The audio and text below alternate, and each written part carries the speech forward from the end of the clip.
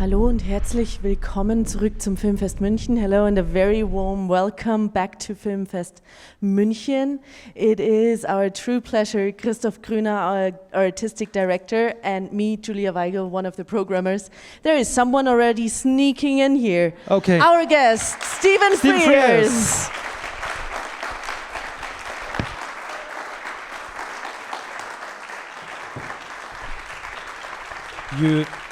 You might wonder what I tried to do, but I tried to open up the tea. You would really have a hard time understanding how hard it is to get a tea at America House, our festival center. But we're here. The tea is on stage, and the interview is about to begin. Stephen Frears, it's such a pleasure to have you here, to have you back. 2009, a whole retrospective, and still amazingly going on in really doing outstanding films. The Lost King is premiering here, and we want to talk about that and about future projects and a bit about the past as well. So, well, first of all, Stephen, we wanted to ask you, do you remember the time you were last here in Munich? The mic is right next to you. I remember coming to Munich. The only thing I really remember was I think, is it called the Assamkirk, the Rococo church? That's really all I can remember. It is an amazing cave, one-of-a-kind cave, huh? So that's all I can offer. Well, that's quite a lot, isn't it? I mean, it's a landmark in Munich. Oh, and there was a market beyond it. If you went up the street, it then came to a big market. That's the Viktualienmarkt, yeah. That's so. It's amazing, as we said, that you come back again and again with films that enthuse so broad audiences. It's how do you feel about choosing your projects today and recently, a project like The Lost King? Well, I never find it very complicated. You just read something and like it. It isn't any more than that. And what was to your liking with The Lost King? Well, I'd made another film with the two writers, with Steve Coogan and with Jeff Pope, called Philomena. So why would I say no? I mean, it was a pretty easy decision. But there probably wasn't a choice anyway. It was that or die. And did you always have Sally Hawkins in mind as well as the female lead? Well, when I met her, I thought that was a very good idea. But did I think about her the day before? No. But the interesting thing is talking about your writers and talking about Steve Coogan specifically is how both films, Philomena and your new film, differ. It is it's a different role for him, and you cast him in a very different way, or he portrayed his character in a very different way. It's far more drama in a Well, he's an actor, that's what they do.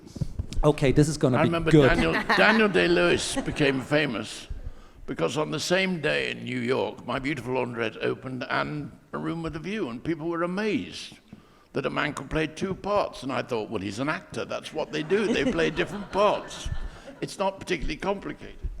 No, it's not. But like most of the people in here probably haven't seen The Lost King yet. So maybe in your own words, like, what is the film? Because I mean, like, what was it that interested you? No, if they're going to see it, let them discover it for themselves. That is very true. It's not my job to make their lives miserable. Whose job is it then? Whose job is it then? Critics.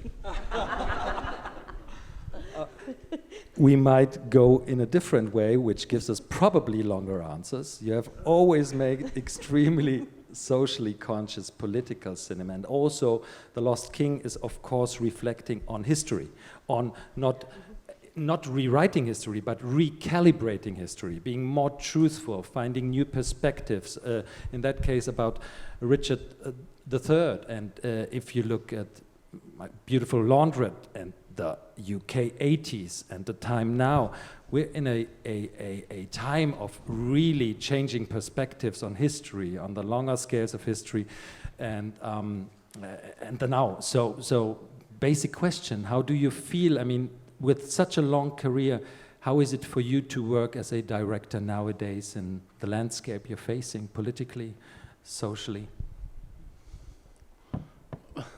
All I know is that I'm older and it gets more exhausting. I don't know that I think about the landscape. I mean, there's less money. Is that what you mean? There's, you know, finding a good script is very difficult. I mean, somebody was telling me about Michael Haneke, who no longer makes films because he can't find anything good and he can't think of it himself. So finding good stories is very difficult. And that's very interesting. You would say finding good stories nowadays is more difficult? Because, I mean, this world is full of stories, complicated ones right now. They may be easy for you, but it's difficult for me. I mean, all I do is I sit at home and people send me scripts. I don't contribute more than that. But then I say, oh, this is... I mean, I remember the Laundrette turning up. Yeah. I said, this is very good, we should make this now. That turned out to be the wisest thing anybody said about it. But you make it sound so easy and simple, but you bring your sensibilities, and they have always been very political ones. It is very, very... You read something that good and just say yes. There's nothing, you know, there's nothing to say no about. This script came in, yes, a pleasure to make it, because it's intelligent, literate, in its own way political, in its own way feminist. I mean, nothing that I complained about, nothing, you know, nothing that I wouldn't find complicated. So forgive me, but I do find it all much simpler than... You'll be asking me soon if I have visions.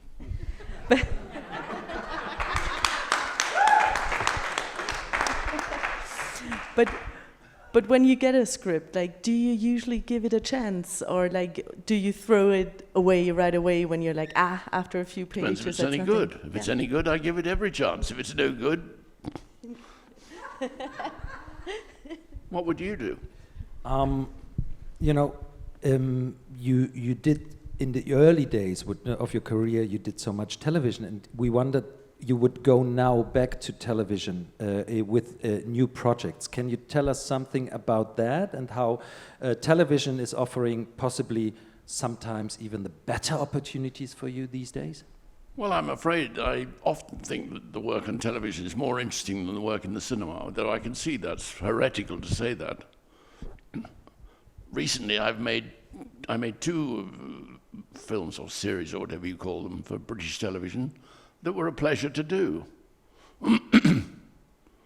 And now I've just done a big job for HBO, which was a pleasure to do. So it's not like that. I just go where the writing is good. If the writing is good, I'll do it wherever.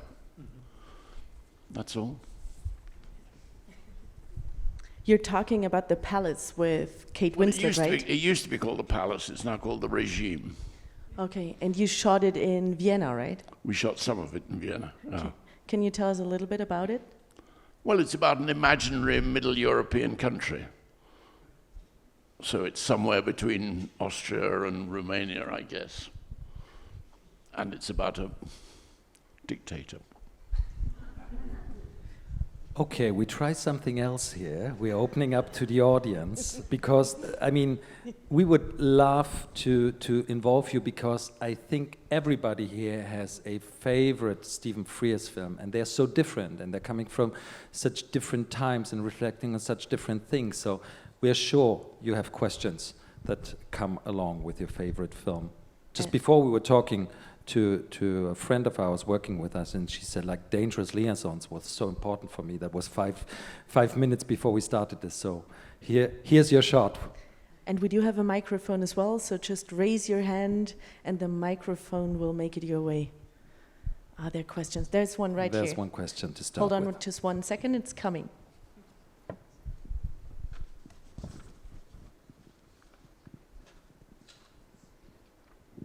Thank you very much. It's great to meet you. I will look at the film later today.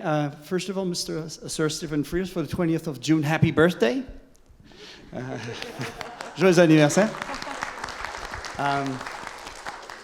One of the reasons I want to see the film is you're working again with Alexandre Desplat, Jeff Pope, and Steve Coogan. So it feels like mates, friends catching up again on a good script for good work. You were born in Leicester. This is also a bit like a personal dimension in the film, because it's the remains of Richard. Well, it's true, I was born in Leicester. And part of the ridiculousness of this story is that the idea that a king is buried under a car park in the social services in Leicester is particularly idiotic. Well, by the way. What is he doing? Yeah, no, that's just, I've been to Leicester myself.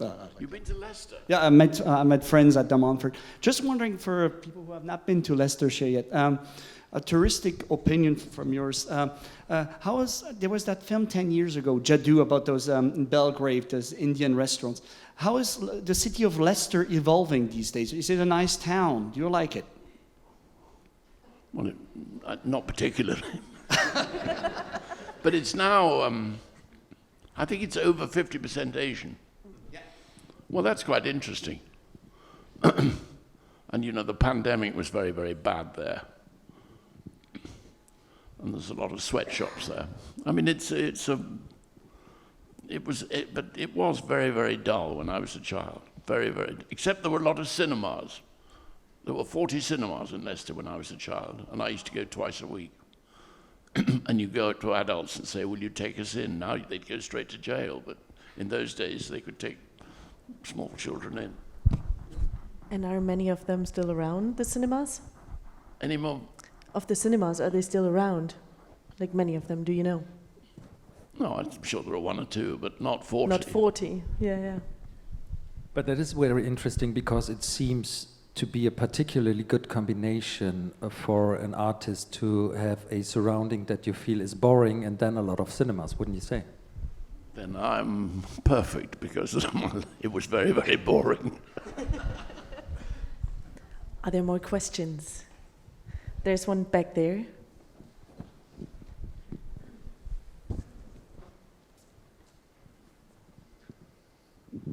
Hi, my name is Patrick, and I was wondering, speaking of favorite Stephen Frears film, my all-time favorite is My Beautiful Laundrette. Back when you were doing it, in the 80s, there weren't many stories in cinema being told about gay people. Were you aware how iconic and important this film would be for what we now call the LGBTQ community? Well, I sort of didn't really... Well, I thought it was about politics and Mrs. Thatcher. So to me, the gay element was rather less important. When I made the film, I discovered that that was what people were really most interested in, that everyone was sort of waiting for a film like this. I didn't know it at the time. It's very difficult. We shot it in 6 weeks for no money.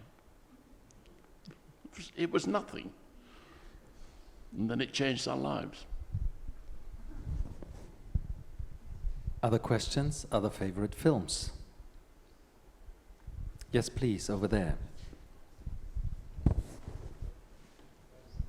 I mean, what I mean is that we didn't take it as important. We didn't think it was important. I mean, I knew it was very good writing, and I knew the film you could make a good film out of it, but not that it was going to change the world. Speaking with me or?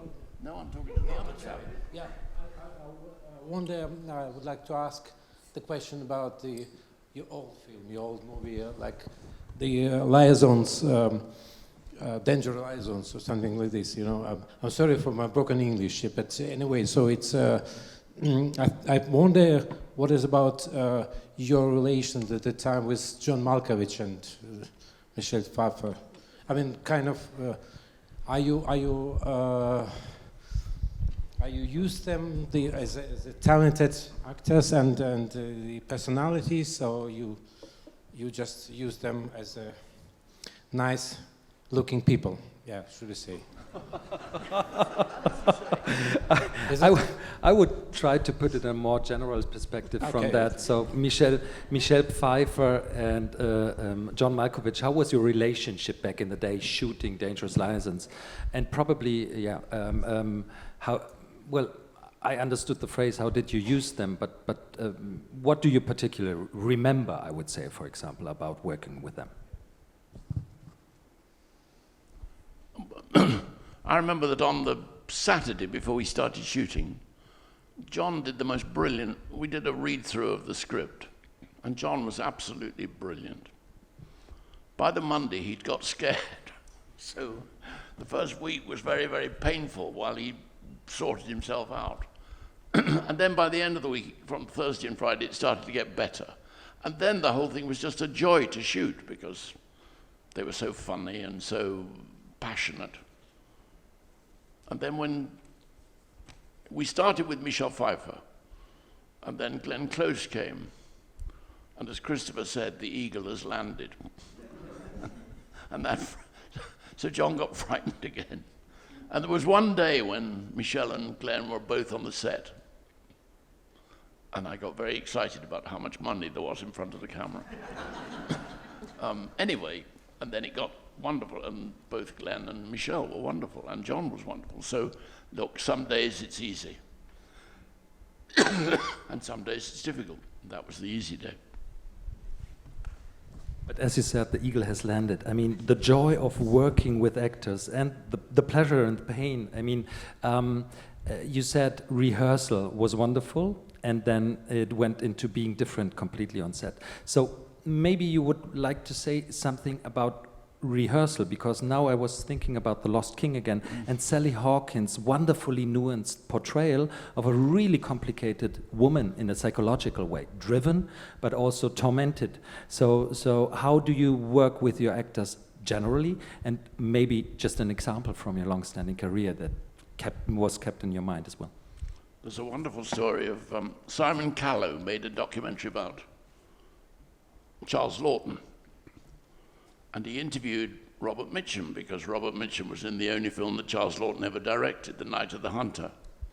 And he said to Robert Mitchum, well, what did he say? And Mitchum said, well, he said nothing. And Simon Callow said, well, he must have said something. And he said, well, today we're doing page 32. It's what Woody Allen says. You pay these people an enormous amount of money. They're very, very successful. And then, are you expected to tell them what to do? I mean, the actors that I've worked with are very, very good.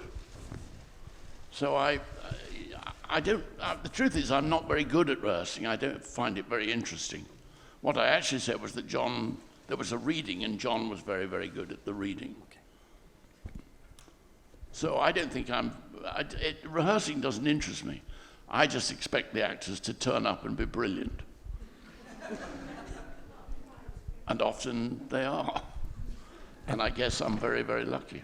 But maybe one interesting question to that. What if they are not in that moment and you will make them brilliant because you often enough made them brilliant? Do you recall a situation? Or how would you react? Because I feel that your calm, for example, is a central element in bringing out the best of your actors as well, I suppose. Well, you try not to shout at them.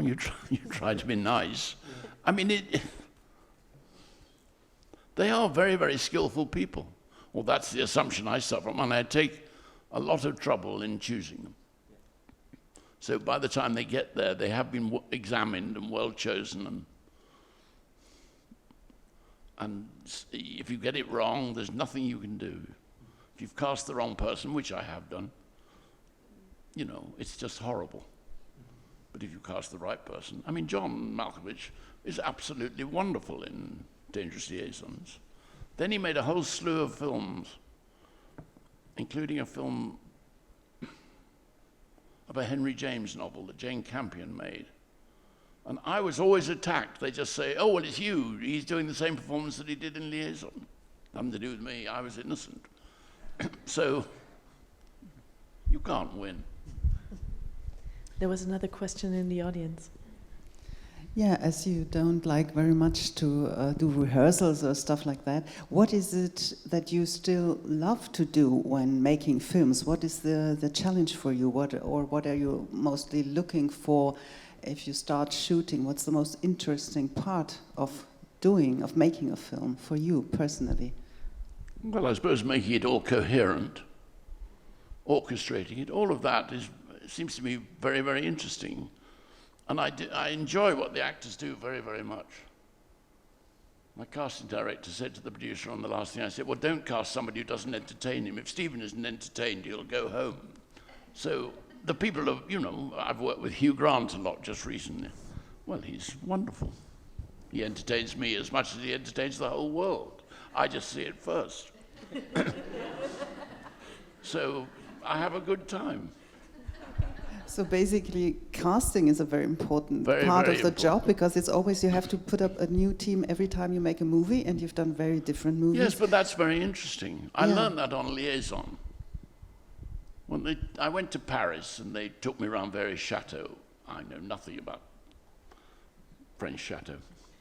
And I was very, very bewildered by all this. And then one day the designer, who is a brilliant man and who's won many Oscars and did Harry Potter, you know, you name it, he did it. And he came and explained to me, he said, well, this is how you make the film. Look, this is the most important person in the film, so we'll give them that chateau. I'll build you a corridor because he has to walk past her bedroom to get to the whatever it is.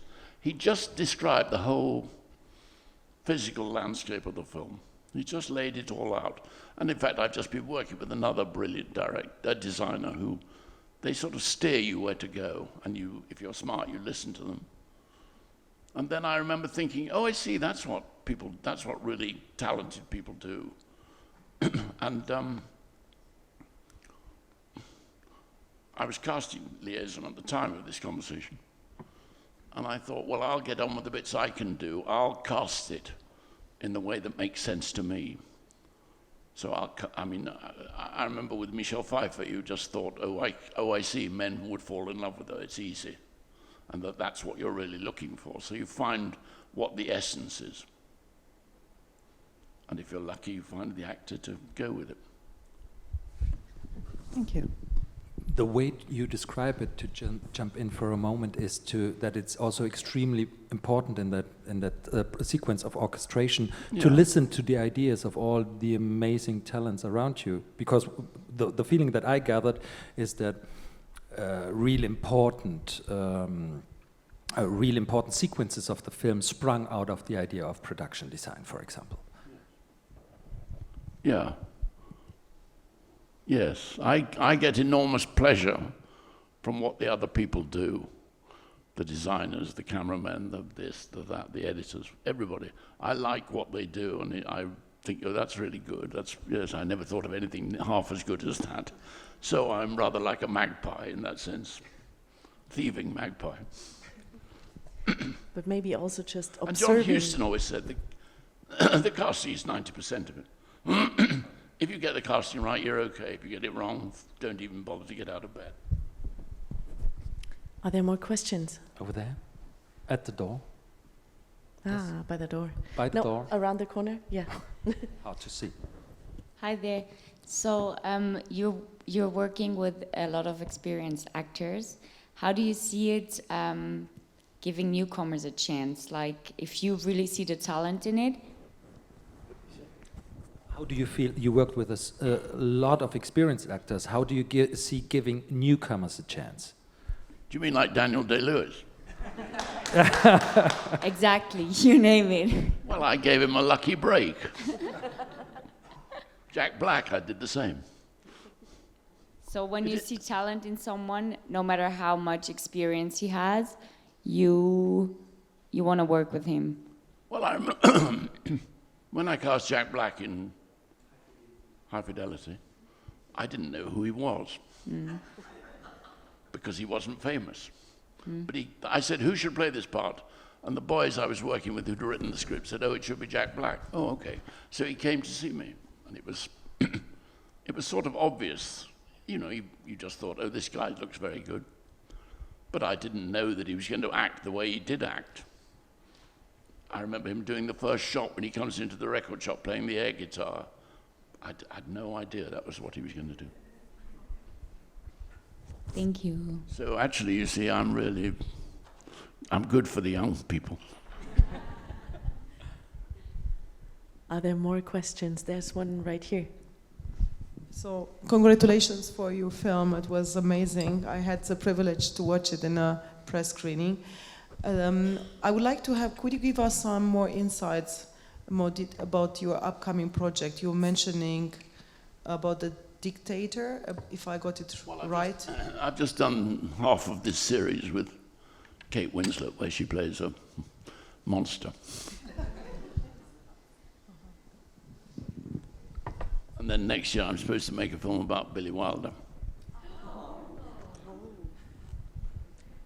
Can you already tell us a little more about the film? It's an English novel about the making of the last Billy. It's quite a sad story about the making of the last Billy Wilder film, which was a film called Fedora that he made in Corfu, and exactly. And Munich. You're up. No, I know he shot here. Yeah. So but it's him. Well, it's not the end of his life because he went on living quite a long time after it. But it's sort of where it all started to go wrong. Garbo turned him down. Marlene Dietrich turned him down. You know, life's tough. I think just about 10 years ago we had a documentary done by Robert Fisher, our former colleague, about Fedora and the project falling apart. So there is a great documentary about the original Fedora, and we're looking very much forward, especially because there's the connection to Munich, to your new film. That's about to happen. Other questions? Yes, please. Hello. I have a question regarding The Lost King, since it's also a story about Richard III, if your perspective on the story changed within making this film also, and when you read the story of Richard III before and after, if that did anything to you making this film. Well, I learnt that Shakespeare wrote nonsense, which I found particularly satisfying. I mean, he wrote a great play, but it was propaganda. And next year they'll publish a book which says that Richard didn't murder have murdered the little princes in the tower. At which point the whole basis of English history collapses. It's like saying Harold didn't have an arrow in the eye at Hastings. You know, if these things aren't true, why was I told them that they were true, 70 years ago? So I found all that quite entertaining. It is really interesting. Maybe one question from my side to give you a little more time to think about another question is you're always going back to history. You're always going back to historical stories to tell. You're always sort of like tackling like the history of the UK in a way. Why is that? Why are you always sort of like trying to find a new angle and a new perspective on history?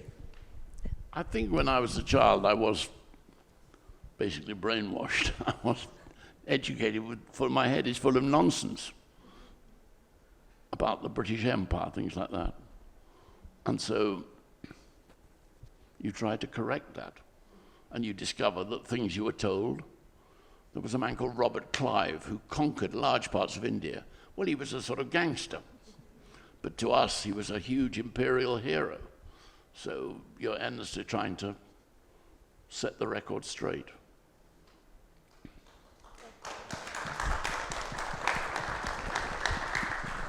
But My Beautiful Laundrette wasn't about history. Well, it was about history in its own way, because it was about the empire and the end of the empire and how it all turned on its head.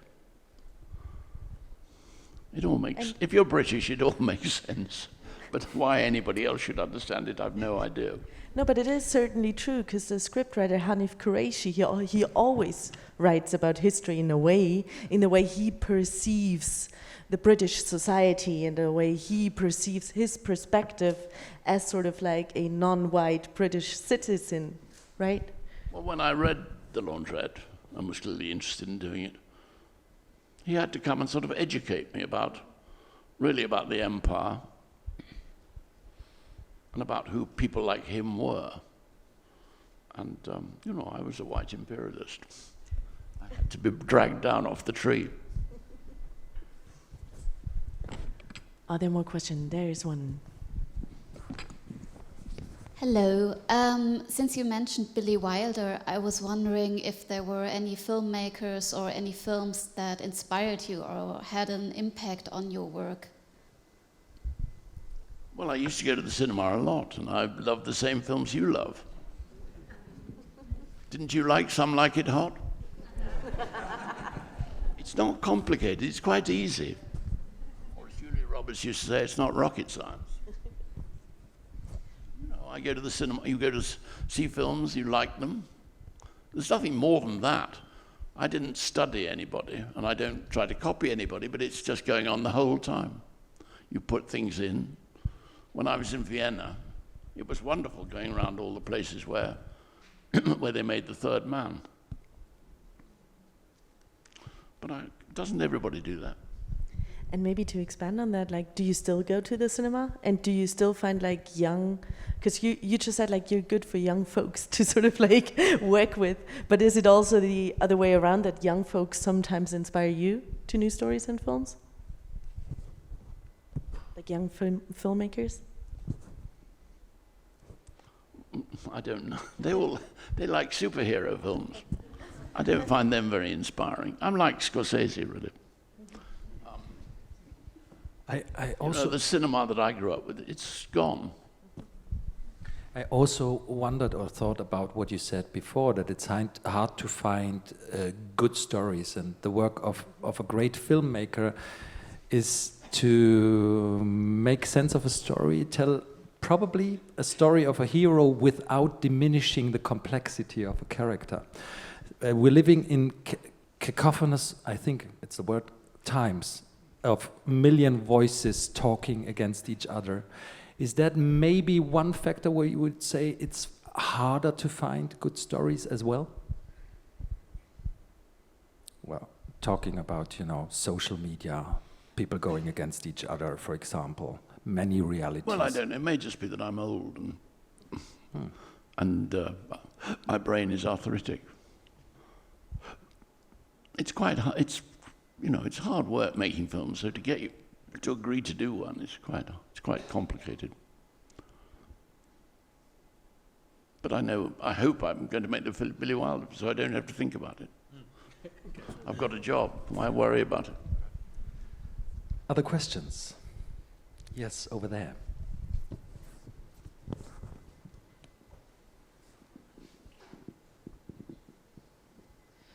What would your advice be for someone who wants to get into making historical films, or medieval ones especially?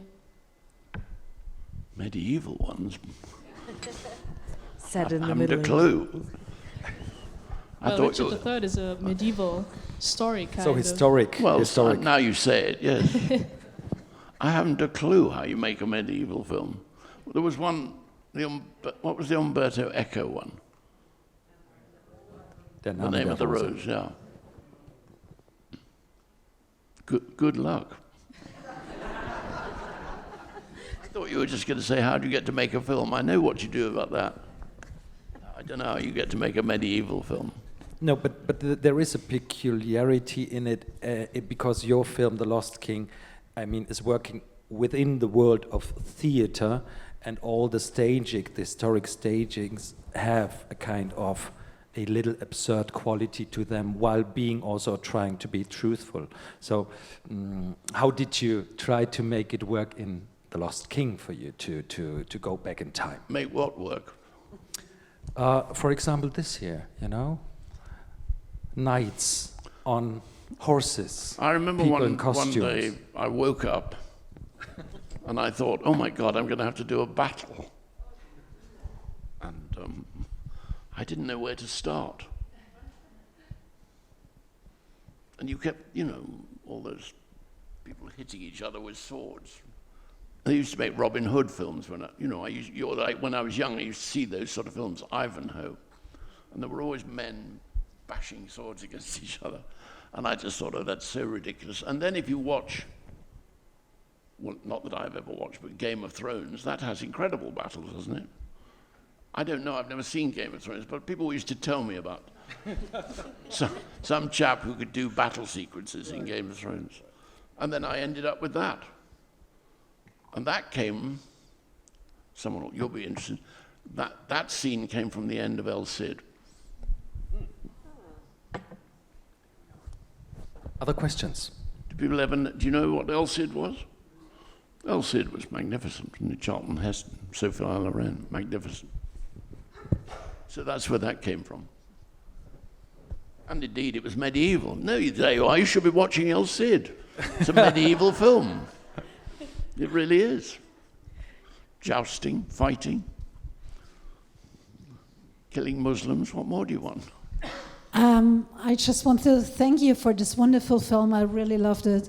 And also the way your answers are fantastic. I love the simple way you're doing good films, and you just make the people stay on and watching it. So the one question I have, how many days you have got for this film, for The Lost King? How many days shooting days? The Lost King? About? I don't remember, 7 weeks, 8 weeks. Okay. We didn't have a lot of money. Yeah. Even Pathy said, we've sent you out with not enough money. Okay. But, you know, we did it. That was the deal. They gave us that much money and we spent it. Thank you so very much. Would you say you have a film family, and who would be at the core of your film family? Well, actually, the people I've been working with over the last 6 months, I've worked with a long time. A German cameraman, a Scottish operator, an Irish costume designer. You know, well, they're like a family. So the people around, I know who I think are good and that are trustworthy and that I rely on. So I do have my own family, yeah. Because I also wondered that, for example, with your DOP, Jack Nicholson of The Lost King, yeah, I didn't find another credit that you would have worked with him before. So again, you're choosing great professionals. That's the feeling that we gathered. Zach was suggested to me, and I met him and liked him very much. And I thought that David Copperfield was pretty well shot. You know, the standard of, there are incredible technicians in England, cameramen, designers, all those people, very, very clever. He was a nice fellow.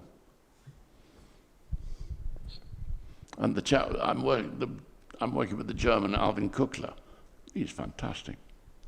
So if you don't end up with a fantastic cameraman, you know, there's something wrong with you. Okay. So you talked about amazing scripts and how important it is to choose actors. Now we're working with amazing professionals, also on the DOP side, but obviously you wouldn't say that there's one set of eyes that you only want to work with to portray your worlds. So has always been like that. There was not somebody whom you worked with for a long time, and where you said like this is particularly important, or yeah. Well, I worked with a cameraman called Chris Menges, who at the time was the best cameraman in the world, and he must have taught me a lot. Cameramen taught me a lot. But now I've found, I work with a very, very good producer.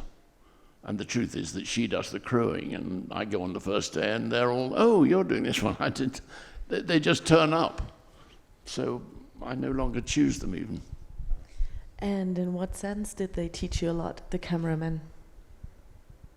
In the way you perceive your own perspectives? Oh, how to tell a story.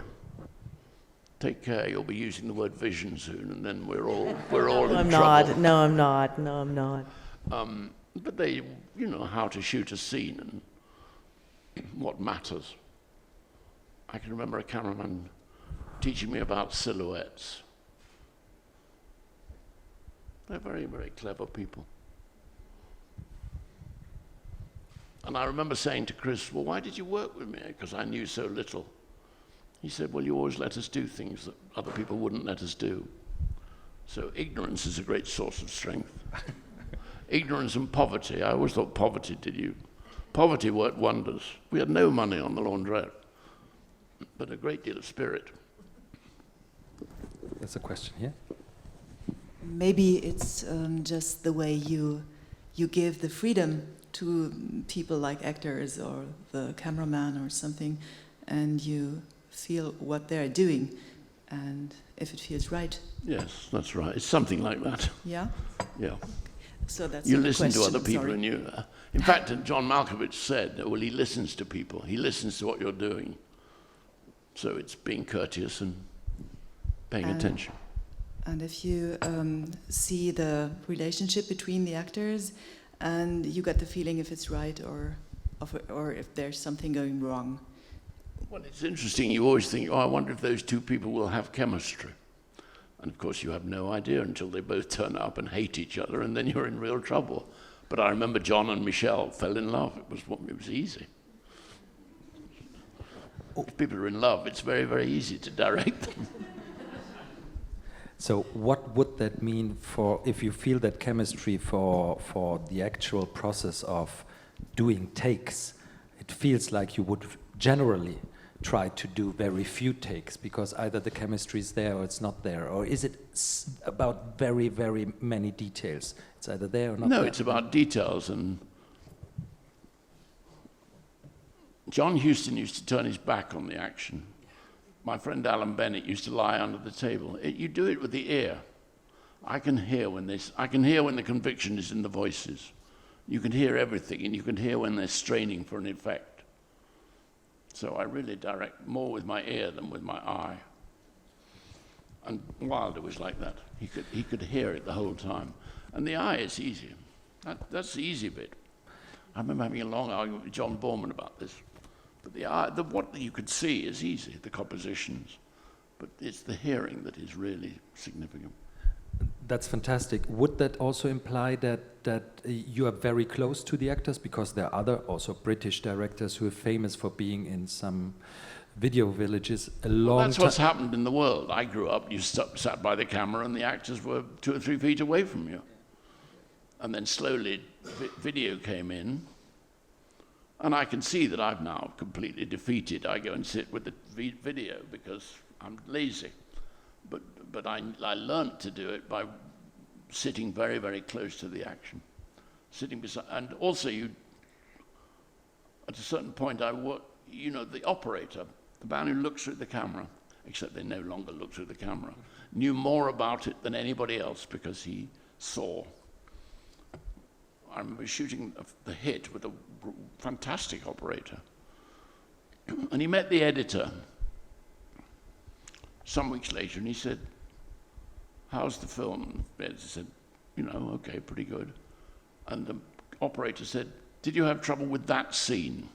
In other words, he could see when he was looking at it, he could see the confusion that was in my mind. I couldn't clear my head.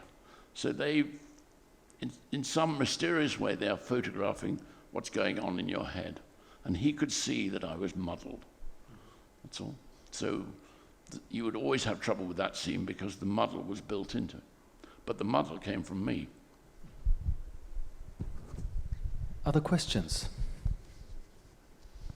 Yes, please.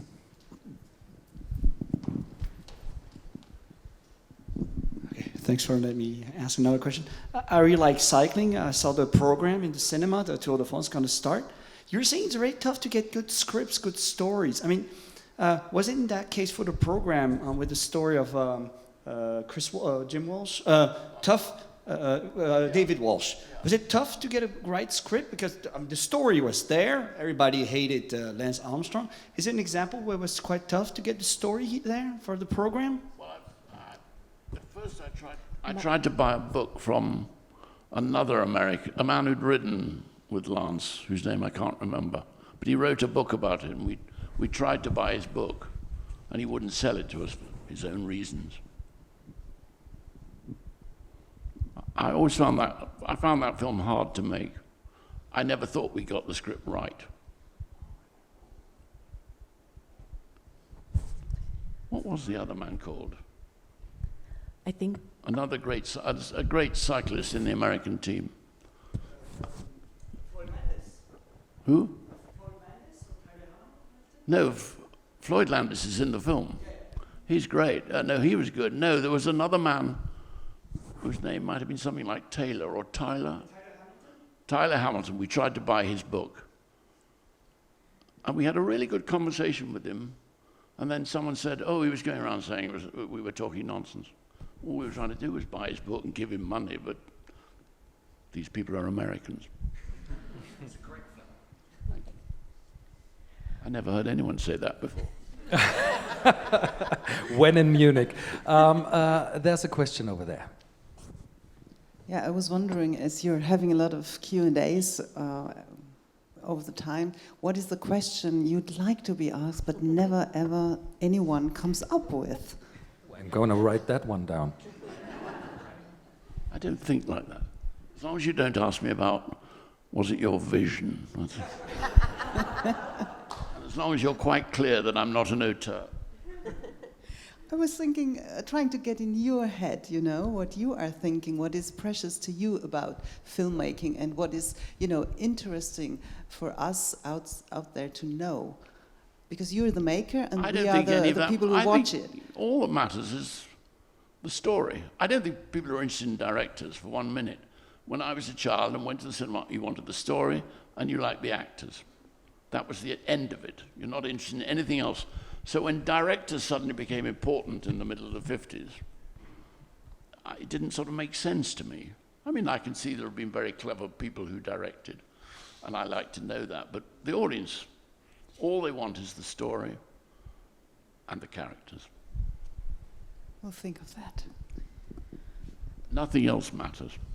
I think that's actually a beautiful ending to our talk, isn't it? Because we're already running out of time, but we want to tell every one of you, come to the screening tonight at 8:30 at Rio, and there's another screening tomorrow. Thank you so much for being here. Stephen Frears.